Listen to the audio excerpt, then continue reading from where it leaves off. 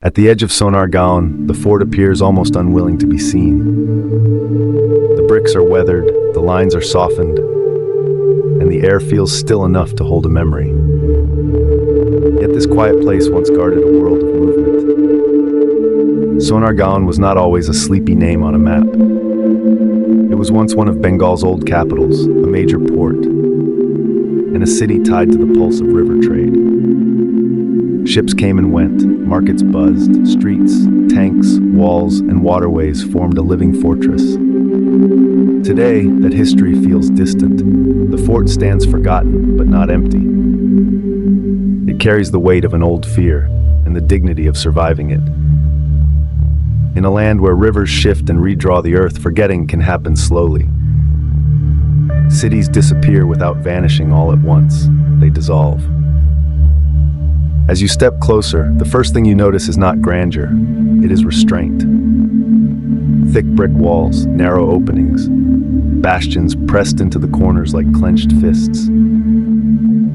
This was not built for celebration, it was built for defense, for watching, for waiting. And then there's the shape at the center of it all. The massive circular artillery platform, rising like a command post frozen in time. The geometry is striking, a fort about 86 meters long and 57 meters wide. Brick walls just over a meter thick. A platform lifted several meters high, built to mount a cannon and send force across the water. Even in ruin, it says one thing clearly. This was built to hit something. That detail changes everything. Because this fort was never meant to be a lonely monument. It was part of a wider river defense system, one response to a dangerous landscape. Across the water stood another fort, and together they controlled the Shitalaksha River like a pair of sentries. Two forts facing each other across the channel, like an argument paused for 3 centuries. The enemy, then, did not always come over land. In this region, the river was the highway. Raiders could move fast, strike suddenly, and vanish back into the delta. Mughal defenses in Bengal had to adapt to that reality. Not cavalry plains, not sandstone deserts. Here, power had to learn how to fight water. That is what makes this place so haunting. It is a record of adaptation. The walls were made with local brick and mortar, practical materials shaped by the delta itself. The platform was built to absorb the recoil of artillery. The fort's design was raw, direct, and efficient. No excess, no ornament for its own sake, only purpose. It was a machine for survival. And yet, standing here now, what you feel most is not military power. It is absence. There are no cannons roaring, no soldiers pacing the ramparts, no river alarms breaking the night. What remains is the silence after the urgency is gone. The old threat has passed, but the structure still remembers it.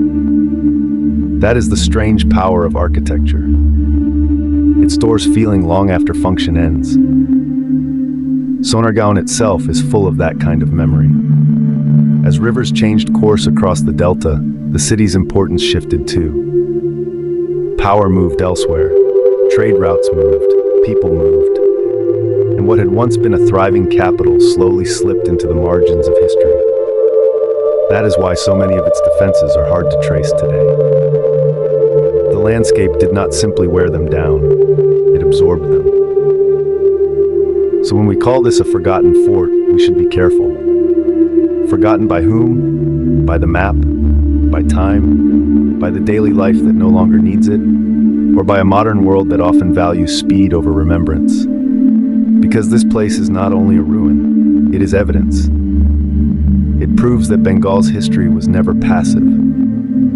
It was strategic, connected, and constantly negotiating with the rivers that shaped it. It proves that empires here could not impose their will without first understanding the land. And it proves that even a defensive wall can become a cultural archive. Walk a little further, and the mood broadens from military logic to human time.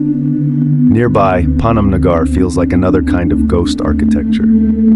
A street of old merchant houses, many built in a burst of prosperity and then left behind. Their facades stand in rows, elegant and hollow. The silence there is different from the fort's silence. It is the silence of departure, of families, trade, and a life interrupted. Together, the fort and Panam create a larger story. One speaks of attack and defense.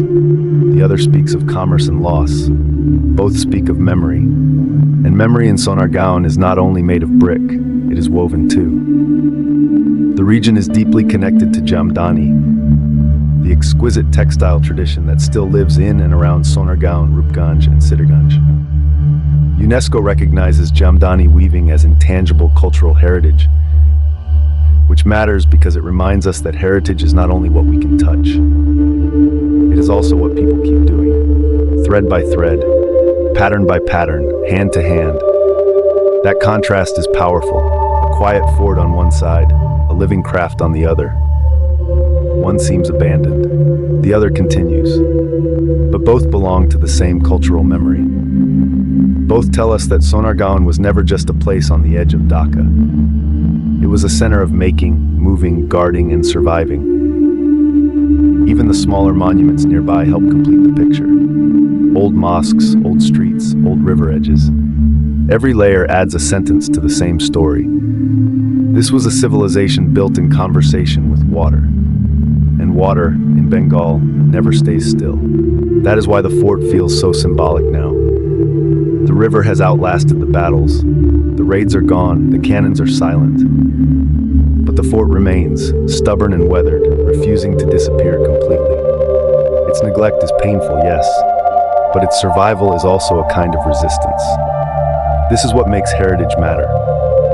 Not because it is polished, not because it is perfect, but because it holds a place where identity once took shape and still can. To stand inside this fort is to stand inside a question. What do we choose to remember?